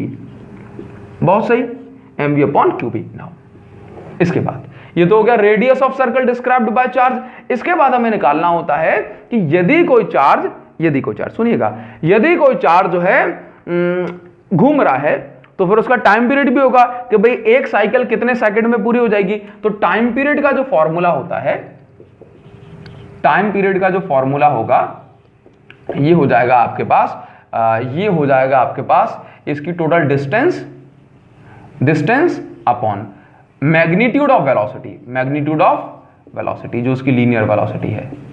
ठीक है नाउ, डिस्टेंस। ठीक है नाउ, अब देखिए टाइम पीरियड को मैंने टी बोला, डिस्टेंस।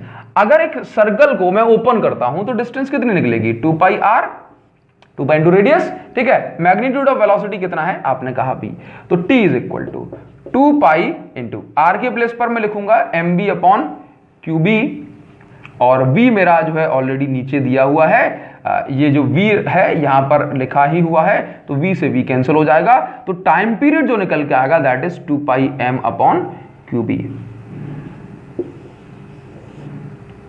देखो तो भाई टाइम पीरियड जो है कितना निकल के आ रहा है, 2 pi M upon Q B. इस पर क्वेश्चन करेंगे 2-2 नंबर में, एक नंबर में सीबीएसई ने 10-10, 20-20 क्वेश्चन पूछे हुए हैं इनके ऊपर। ठीक है, एक बार आप सारी चीज समझ जाओगे, आपको कोई प्रॉब्लम नहीं होगी। इस पर क्वेश्चन करेंगे, बस आप इसका एक बार डेरिवेशन देख लें। भाई ये किसका होगा, टाइम पीरियड का। फ्रीक्वेंसी क्या होता है, फ्रीक्वेंसी होता है 1 सेकंड में कितनी साइकिल, तो इसका मतलब 1 upon time period. 1 upon time period करोगे तो ये हो जाएगा Q B upon 2 pi M. ये आपने निकाला, ये आपने फ्रीक्वेंसी निकाल दी। क्लियर है, चलिए ये बात समझ में आई।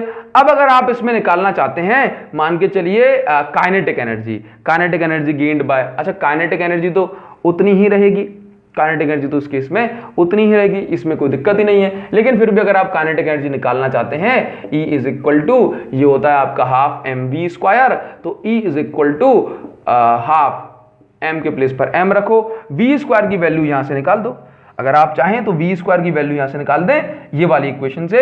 अगर आप यहां से वी स्क्वायर की वैल्यू निकालते हैं तो ये आपके पास बन जाएगी क्यू वी बी, यहां से Q V B upon Q V B into R upon M, ये हो गई वी स्क्वायर की वैल्यू। ये वाली इक्वेशन से वी स्क्वायर की वैल्यू ये हो जाएगी, तो वी स्क्वायर की जगह हम पुट करेंगे यहां पर Q V B R upon M, M से एम कैंसिल हो जाएगा। तो काइनेटिक एनर्जी जो होगी ये कितनी, मतलब एनर्जी ऑफ पार्टिकल कितनी आ जाएगी, half Q V B R. ठीक है, ये अपना इतना हो गया। बात समझ में आ रही है, चलिए भाई। तो हालांकि अपन एम बी स्क्वायर की वैल्यू निकाल सकते थे, तो अपना क्यू वी बी आर आ जाता, तो ये अपना हो गया। ठीक है, अब ये वाली कंडीशन तो बन गई। अब नेक्स्ट जो है ना वो आपका केस बनेगा, ये सारे फॉर्मूले भी हम साइड से लिखेंगे, घबराओ मत। नेक्स्ट जो हमारा केस बनता है, आप इसका स्क्रीनशॉट ले लो। ये केस बनता है कि यदि मैग्नेटिक फील्ड और वेलोसिटी के बीच में कोई एंगल थीटा बन रहा है, तब क्या होगा, है ना। तो नेक्स्ट केस के लिए आप क्या करें, इसका स्क्रीनशॉट लें अच्छे तरीके से, और नेक्स्ट केस हम बनाते हैं motion of charge in magnetic field. लिखिए, 1 मिनट वेट। हेडिंग क्या बनेगी, हेडिंग बनेगी motion of charge in magnetic field,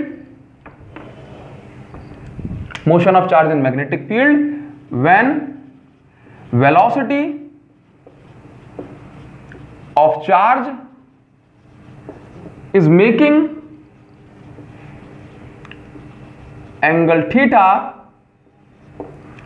with velocity with magnetic field now। ठीक है, नाउ अब ध्यान से देखना, कंडीशन क्या है कि मान के चलिए कि ये हमारे पास वेलोसिटी है, सॉरी ये हमारे पास मैग्नेटिक फील्ड है। तो भाई मैंने कहा मैग्नेटिक फील्ड ये रही, रेड वाला मार्कर हमारा कहाँ है, ये रहा। तो मैग्नेटिक फील्ड ये है। अब मान के चलिए कि कोई चार्ज अगर सीधा जाएगा, सीधा मान के चलो चार्ज का मोशन अगर ऐसा है, चार्ज अगर ऊपर जा रहा है, मैग्नेटिक फील्ड ये रही, चार्ज ऊपर जा रहा है तो फोर्स लगेगा अंदर, दैट मींस ये चार्ज गया और उस पे अंदर फोर्स लगा, ऐसे ऐसे ऐसे घूमने लगा। अब ये चार्ज ऐसे ऐसे घूमने लगेगा, मैग्नेटिक फील्ड इसकी वेलोसिटी चेंज नहीं कर पाएगी, और क्योंकि ये जो मैग्नेटिक फील्ड है, मैग्नेटिक फील्ड और वेलोसिटी अभी परपेंडिकुलर है, तो ये ऐसा ही घूमता रहेगा, जब तक मैग्नेटिक फील्ड रहेगी तब तक ऐसा घूमता रहेगा। नाउ क्वेश्चन ये अराइज होता है कि यदि, अच्छा मान के चलना अगर परपेंडिकुलर एंटर जाता तो ऐसे ऐसे घूमने लगता, कैसे, ऐसे ऐसे ऐसे ऐसे घूमने लगता, अपनी ही जगह पर ऐसे ऐसे घूमने लगता, ठीक है। लेकिन अगर चार्ज सीधा जा रहा होता, वेलोसिटी और मैग्नेटिक फील्ड इन दोनों के बीच में एंगल कितना, 0, तो अगर चार्ज सीधा जा रहा होता तो फिर इस पर कोई फोर्स लगता ही नहीं, सीधे जाने वाले चार्ज को मैग्नेटिक फील्ड नहीं रोकती। If velocity is making angle theta, velocity is making angle theta is equal to 0 with magnetic field, तो F is equal to Q V B sine theta से हम जानते हैं कि भाई इस पर जो फोर्स होगा वो 0 हो जाएगा।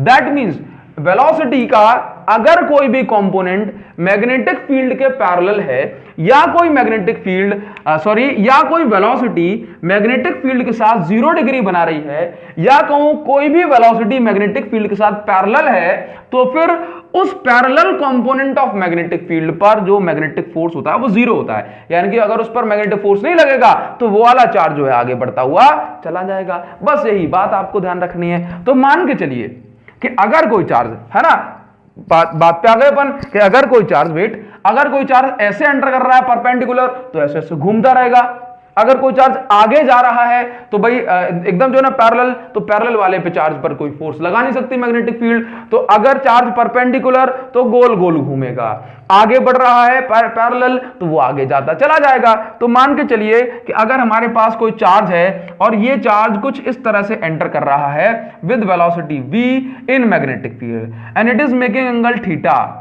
ये मैग्नेटिक फील्ड है तो theta is the angle between v and b। तो अब होगा क्या, अब इस वेलोसिटी के दो कंपोनेंट होंगे, इस वेलोसिटी के दो कंपोनेंट होंगे, इस वेलोसिटी के दो कंपोनेंट होंगे, ठीक है। ध्यान से देखो, एक होगा कंपोनेंट ये देखना, ये चार्ज कहां जा रहा है, ऐसे जा रहा है, इसका मतलब क्या है, ये चार्ज ऊपर भी उठ रहा है और आगे भी बढ़ रहा है। तो इसका मतलब इस चार्ज के दो कंपोनेंट, एक component b v cos theta, जिसके साथ थीटा बनता है उसको cos थीटा, और ऊपर वाला b sin थीटा, जिसके साथ थीटा नहीं बनता उसको sin थीटा लेते हैं। तो देखो चार्ज कैसे जा रहा है, ऐसे, तो इसके दो कंपोनेंट, एक तो ऊपर उठा रहा है और एक इसको आगे बढ़ा रहा है। तो क्या आपको यह बात समझ में आई? तो अगर मैं यहां पर लिखता हूं कि इस वेलोसिटी के दो कंपोनेंट, एक कंपोनेंट का नाम हुआ b cos थीटा, क्या हुआ, b cos थीटा, और एक कंपोनेंट का नाम हुआ b sin थीटा। क्या आपको sin थीटा यहां पर विजिबल है? तो बात सुनिए, तो ये चीज क्लियर हो रही है कि एक का नाम b sin थीटा, एक का नाम b cos थीटा। अब ये बताओ b sin थीटा वाला, दैट मींस वेलोसिटी का ये sin थीटा वाला कंपोनेंट इस मैग्नेटिक फील्ड के परपेंडिकुलर है, ठीक है, और b cos थीटा वाला कंपोनेंट इस मैग्नेटिक फील्ड के पैरेलल है। तो आप समझते हो कि परपेंडिकुलर मैग्नेटिक फील्ड के, that means v sin theta के कारण, b sin थीटा के कारण ये चार्ज गोल गोल घूमेगा, जबकि b cos theta, b cos theta और मैग्नेटिक फील्ड एक दूसरे के पैरेलल है, तो ये चार्ज b cos थीटा के कारण आगे बढ़ेगा। दैट मींस ये परपेंडिकुलर कंपोनेंट के कारण ये गोल घूमेगा, और देखना, और b cos थीटा के कारण ये आगे बढ़ेगा, तो ये गोल भी घूमेगा और आगे भी बढ़ेगा, गोल भी घूमेगा और आगे भी बढ़ेगा। इसलिए इसका जो शेप होगा, जो पैटर्न होगा वो कैसा बनेगा, पैटर्न हेलिकल बनेगा। कैसा बनेगा, हेलिकल, मतलब ये गोल भी घूम रहा है, गोल किस कंपोनेंट के कारण, सर्कुलर किस कंपोनेंट के कारण, b sin थीटा के कारण। आगे क्यों बढ़ रहा है, बिकॉज v cos थीटा के कारण ये आगे बढ़ रहा है। तो अगर मैंने जो अपना रेडियस निकाली, रेडियस का फॉर्मूला क्या निकाला मैंने, रेडियस देखना जरा, रेडियस में क्या लिखूंगा भाई, r is equal to M B upon Q B. तो आप ये देखो, radius is equal to m, ये रेडियस ये बन रही है, गोल गोल घूम रहा है, ये कौन से वाले कंपोनेंट के कारण? b sin थीटा के कारण। तो v sin थीटा अपॉन ये देखो q b। तो रेडियस का जो फॉर्मूला आ गया, और तो कुछ नहीं बदला ना, बस तो रेडियस का फॉर्मूला ये आ गया। टाइम पीरियड किस चीज का होता है? ये ऐसे गोल गोल एक चक्कर कितने टाइम में पूरा कर रहा है? तो time period is equal to 2 pi m upon Q B निकाला था, है ना। और फ्रीक्वेंसी जो हमने निकाली थी ये क्यूबी अपॉन 2 पाई m निकाली थी। तो जरा ध्यान से देखना कि अगर मैं टाइम पीरियड की बात कर रहा हूं या फ्रीक्वेंसी की बात कर रहा हूं, तो ये वेलोसिटी या फिर ये एंगल के इंडिपेंडेंट है ना, तो मैं क्या बोलूंगा? Time period is independent of velocity. Time period of charge in magnetic field is independent of velocity. बस ये बड़ी सिंपल सी बात है। इसके बाद आप देखते हो कि ये आपका रेडियस हो गया, टाइम पीरियड हो गया, फ्रीक्वेंसी हो गया। इसके बाद आपको इसमें एक और जरूरी बात निकालनी होती है, दैट इज कॉल्ड पिच। ये पिच जरूरी चीज है। ये पिच क्या होता है? तो आप लिखेंगे pitch is the horizontal distance. क्या है? Horizontal distance between two adjacent circles, या आप इसको कह सकते हैं टू एडजेसेंट रिवॉल्यूशंस है ठीक वर्ड मेरा, सर्कल रहेगा। तो भाई ये जो डिस्टेंस दिख रहे हो ना, यहां से लेके यहां तक की डिस्टेंस, इसको अपन कहेंगे पिच। ठीक है, एक्स दे दो उसको नाम, तो चलो मैं इसको अभी पिच ही लिख देता हूं, पिच नाउ। तो ये जो पिच है, पिच एक्चुअल में क्या है? हॉरिजॉन्टल डिस्टेंस है। तो हॉरिजॉन्टल डिस्टेंस है तो डिस्टेंस का फॉर्मूला क्या होता है? Velocity into time, that means magnitude of velocity in time. Now ध्यान से देखना, वेलोसिटी इनटू टाइम, वेलोसिटी कौन सी है भाई? v cos theta. b cos theta. क्यों? आगे कौन बढ़ा रहा है इसको? आगे कौन बढ़ा रहा है? b cos theta. तो आप चाहो तो यहां पे ऐसा भी लिख सकते हो, वेलोसिटी पैरेलल, वेलोसिटी का पैरेलल कंपोनेंट इनटू टाइम। ये क्या है? Time period. नाउ क्यों? क्योंकि एक टाइम पीरियड के बाद, जब एक जो है सेकंड पूरा हो गया, एक टाइम पीरियड पूरा होगा, एक साइकिल, तभी तो ये यहां पहुंचेगा। तो v cos theta into 2 pi m upon QB. तो आप देखेंगे पिच जो निकल के आ रही है, ये पिच जो आ रही है, this is 2 pi m upon Q B into v cos theta. That means pitch is depending on horizontal component. और आई होप ये आपको क्लियर हुआ होगा। अब इस पर बेस्ड क्वेश्चन कैसे पूछे गए हैं, है ना, इसको अपन 2 4 5 क्वेश्चन के जरिए इसको कंप्लीट कराते हैं और फिर उसके बाद आपसे क्वेश्चंस बनने लगेंगे। आप इसका स्क्रीनशॉट लें, फिर अपन आगे बढ़े। अभी देखिए हम जो न्यूमेरिकल्स करने वाले हैं, इसके बाद हम 2-3 न्यूमेरिकल्स और करेंगे। यही न्यूमेरिकल और इन्हीं कॉन्सेप्ट पर based numericals as it is CBSE ने 1 नंबर, 2 नंबर और कई बार 3 नंबर में भी पूछे हुए हैं। अगर आप छोटी छोटी बातें पकड़ गए जो अभी मैं आपको कराऊंगा, तो बस आपका काम हो जाएगा, है ना। बस इन क्वेश्चंस को अच्छे से प्रैक्टिस करिएगा। इसके बाद कुछ और भी क्वेश्चन अपनी बुक से प्रैक्टिस करना, लेकिन ये आपकी रूट बता दे रहा हूं। देखो मैं आपको, an electron and proton moving parallel to each other. एक इलेक्ट्रॉन है और एक प्रोटॉन है, ये दोनों पैरेलल मूव कर रहे हैं। ये इलेक्ट्रॉन मान लेता हूं, ये प्रोटॉन मान लेता हूं। Moving parallel to each other, enters perpendicular magnetic field, which of them will move in circular path with higher frequency।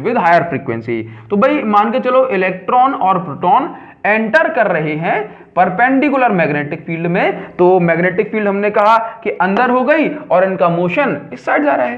ठीक है, नाउ अब वेलोसिटी के बारे में इन्होंने कुछ भी प्रेडिक्ट या मेंशन नहीं किया, तो हम वेलोसिटी के बारे में कुछ भी नहीं कहेंगे।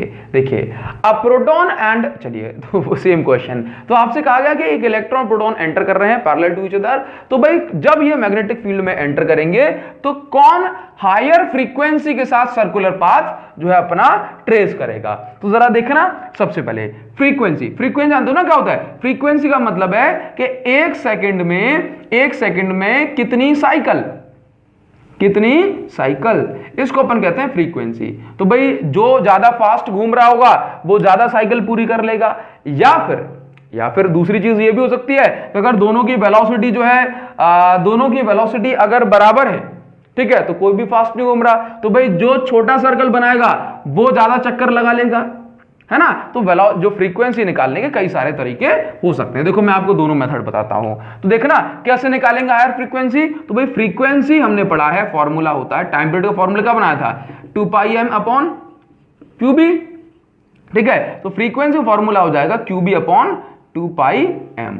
ठीक है, चलिए भाई वेलोसिटी के बारे में कुछ भी नहीं कहा इसमें, तो nu is equal to frequency का 2πm/qb। तो फ्रीक्वेंसी के बारे में देखना भाई, इलेक्ट्रॉन और प्रोटॉन दोनों पर चार्ज सेम है, 2π तो कांस्टेंट है, तो frequency is directly proportional to, या फिर मैं कहूं q की वैल्यू कांस्टेंट है, मैग्नेटिक फील्ड कांस्टेंट है, 2π कांस्टेंट है, तो जो मास है आपका और फ्रीक्वेंसी के बीच में जो रिलेशन होगा वो इनवर्स होगा। दैट मींस अगर मैं आपसे कहता हूं कि भाई फ्रीक्वेंसी और मास के बीच में इनवर्स रिलेशन है, इसका मतलब यह है कि अगर मास अगर कम होगा तो फ्रीक्वेंसी ज्यादा होगी। ठीक है, मास अगर ज्यादा होगा तो फ्रीक्वेंसी कम होगी। इससे हम ये समझते हैं कि अगर कोई छोटा पार्टिकल है, मास कम फ्रीक्वेंसी ज्यादा, तो छोटा पार्टिकल ज्यादा चक्कर लगाएगा, मास ज्यादा और फ्रीक्वेंसी कम, इनवर्स है ना, तो जो भी भारी पार्टिकल होगा वो कम चक्कर लगा पाएगा 1 सेकंड में।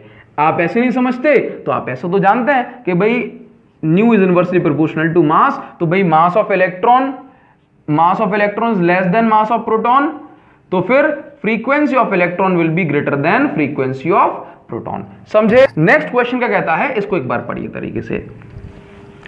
आपसे कहा जा रहा है कि a proton and deuteron enters perpendicular magnetic field.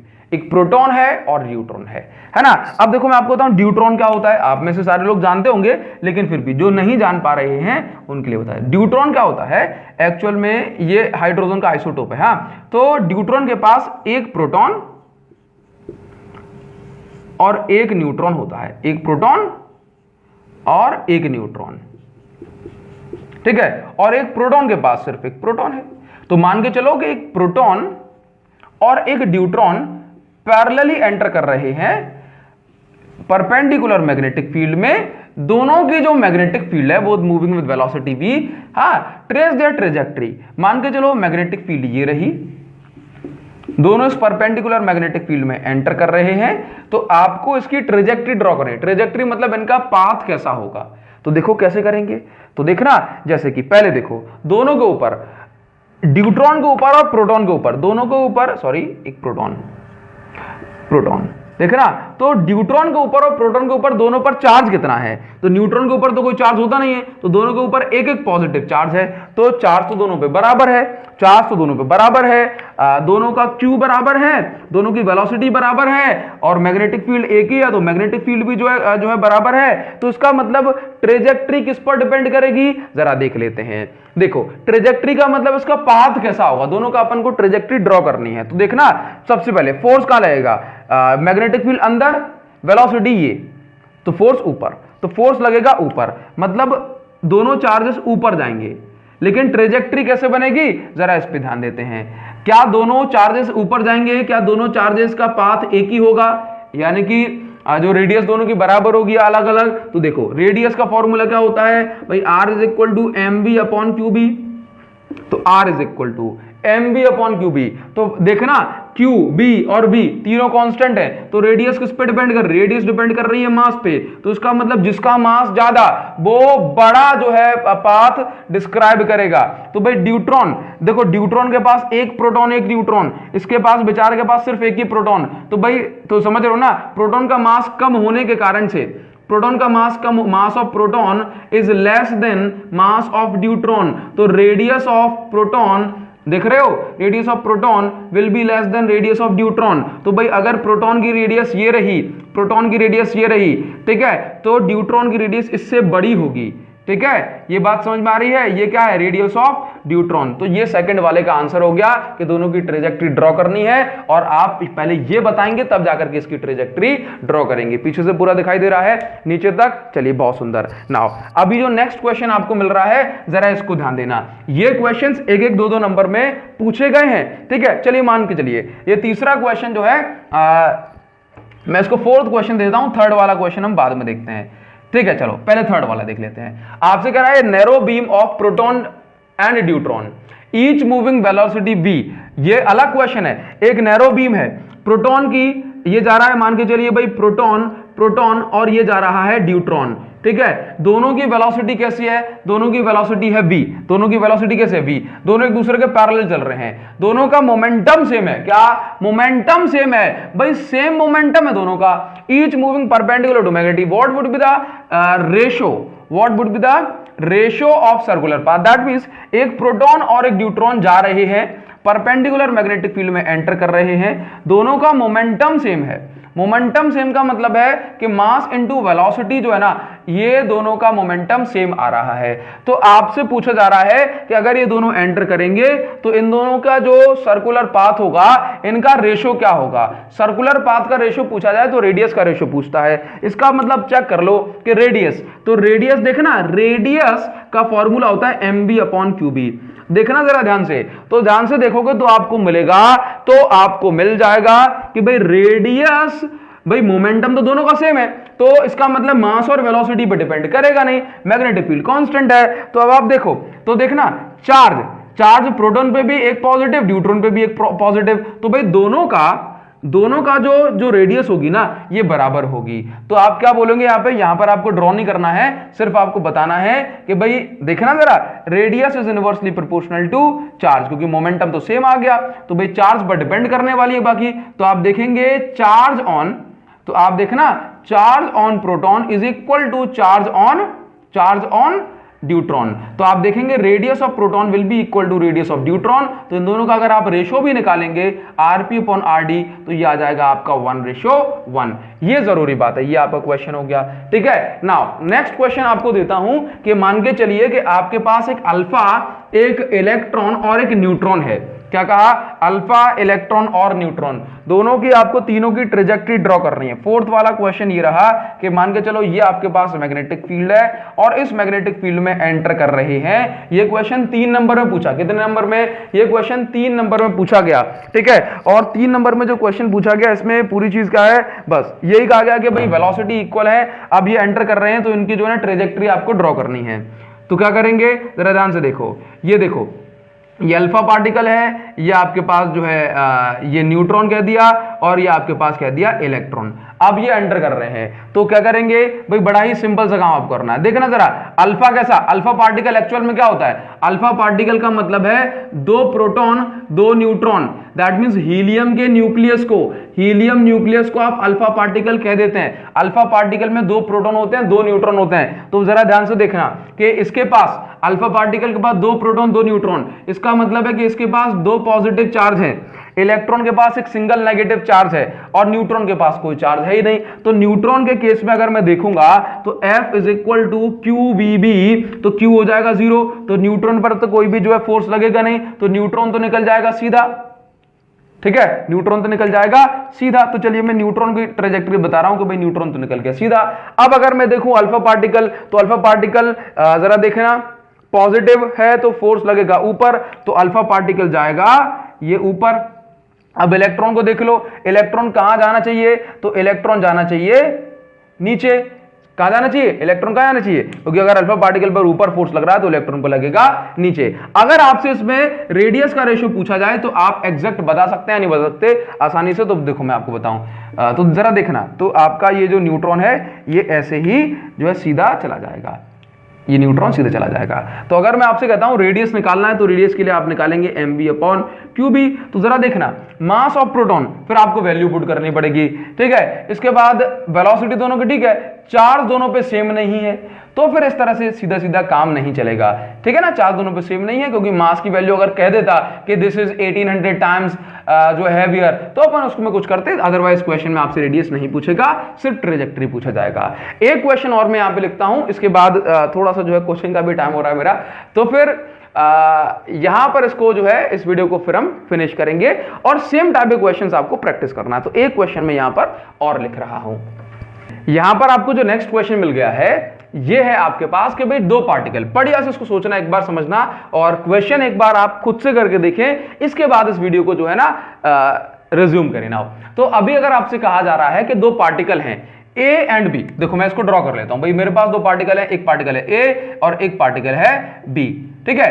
इसका मास है m और इसका मास है 2m, ठीक है। नाउ हैविंग चार्जेस q, इस पे चार्ज है q और इस पर चार्ज है 2q, with velocity v1 and velocity, इसकी वेलोसिटी है v2, ये दोनों सेम डायरेक्शन में जा रहे हैं। तो मैं इसको एक बार फिर ड्रॉ करता हूं। मेरे पास ये वाला चार्ज है, ये चार्ज आगे बढ़ रहा है वेलोसिटी v1 से, ये वाला वेलोसिटी v2 से। इस चार्ज का मास है m, इस चार्ज का मास है 2m, इस वाले चार्ज को का मैग्नीट्यूड q है, इस वाले चार्ज का मैग्नीट्यूड 2q है। तो अब आपको ये बताना है कि जब ये चार्ज परपेंडिकुलर मैग्नेटिक फील्ड में एंटर कर रहे हैं, अच्छा, तो इनकी जो वेलोसिटीज का रेशियो क्या होगा। पढ़ो एक बार क्वेश्चन को, what will be the ratio of their velocities. अच्छा, क्वेश्चन में लिखा हुआ है कि इन दोनों चार्जेस पर जो फोर्स लग रहा है ना, ये 1:2 में है। दैट मींस अगर आप FA और FB का जो रेशियो निकाल रहे हैं तो ये आपको 1:2 दिया है। दैट मींस आपको वेलोसिटीज का रेशियो निकालना है। चलिए भाई, आपको सब कुछ तो गिवन है, परपेंडिकुलर मैग्नेटिक फील्ड में एंटर कर रहा है तो थीटा की वैल्यू है 90 डिग्री, तो बस निकाल दो। कैसे निकालोगे, आप जानते हो कि भाई F is equal to FA is equal to, या फिर FB अपॉन FB निकालो तो आपको मिलेगा QB1B sin 90, ठीक है, अपॉन यहां पे देखो FB क्या है भाई 2Q इंटू ये कितना है भाई, ये होगा V2 इंटू B sin 90, ठीक है। आप देखोगे सब कुछ जो है ना, sin 90 की वैल्यू क्या होती है, sin 90 की वैल्यू होती है 1, तो आप यहां से निकालेंगे तो आपको मिलेगा, चलिए मैं यहां पर कर दे रहा हूं, ठीक है, निकाल दो। तो FA कितना है, FA अपॉन FB, इन दोनों का जो रेशियो है ये कितना है 1:2। अब Q, ये यहां से Q से Q कैंसिल हो जाएगा, B से B कैंसिल हो जाएगा, sin 90 की वैल्यू 1 होती है। तो आप यहां पे देखेंगे कि ये आपका V1 अपॉन V2 इंटू 1/2 ये बचा है, यहां से कैंसिल हो जाएगा। तो V1 रेशियो V2 अगर आप निकालेंगे तो ये वैल्यू आएगी 1:1। तो correct answer will be your option number 1। इस तरह से आप बहुत सारे क्वेश्चंस लगा सकते हैं, आपको कुछ भी नहीं करना, बस थोड़ी सी प्रैक्टिस करिए। अब आपसे जो है बोर्ड के क्वेश्चंस आपके और आपके जो है जेईई नीट का फाउंडेशन आपका बनता जा रहा है। बोर्ड के क्वेश्चंस आपके बनेंगे आपसे पूरे क्वेश्चन, हर एक लेक्चर में आपको बहुत शानदार कंटेंट दूंगा। आप इतना करेंगे तो आपने एग्जाम में बहुत शानदार स्कोर करने वाले हैं। अगर आप चाहते हो कि ये वीडियोस कुछ और स्टूडेंट्स तक पहुंचे तो इन वीडियोस को जरूर दबा करके शेयर करें, ताकि ये जो मेहनत है वो कुछ और स्टूडेंट तक पहुंच पाए और मैं नेक्स्ट वीडियो बनाने में और ज्यादा जो है मजे के साथ और एक्साइटमेंट के साथ नेक्स्ट वीडियो कंप्लीट कर सकूं। Thank you so much guys, thanks a lot. Playlist section को जरूर विजिट करना, वहां पर डिस्क्रिप्शन में लिंक दी गई है जहां पर आपको ये लेक्चर्स जो नए वाले हैं वो आपको जरूर मिलते रहेंगे, अपडेट होते रहेंगे। Thank you so much guys, thanks.